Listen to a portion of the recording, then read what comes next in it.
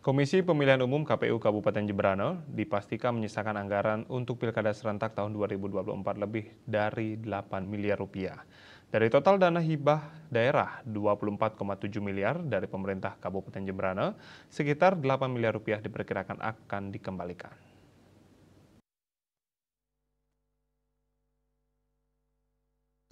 Silpa ini paling banyak adalah pos yang tak terpakai seperti terkait jumlah paslon, anggaran gugatan, dan lainnya. Selain itu juga efisiensi yang dilakukan. Ketua KPU Jemberana Iketut Adi Sanjaya mengatakan sebagian besar anggaran berasal dari pos yang tidak terpakai.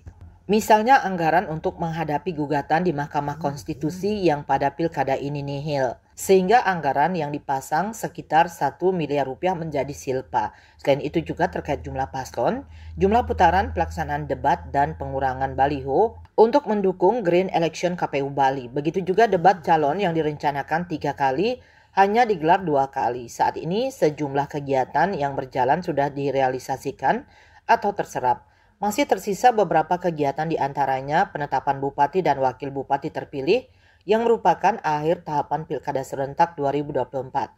KPU Jemberana mengestimasi dana hibah untuk pilkada di KPU yang akan dikembalikan mencapai sekitar 8 miliar rupiah. Ditambahkan Sekretaris KPU Jemberana Igusti Ayu Ardani, selain pos anggaran yang tidak terpakai, ada juga penghematan seperti pengadaan cetak surat suara yang dipusatkan di tingkat provinsi. Ada penurunan harga surat suara dan menurutnya menyumbang efisiensi yang signifikan.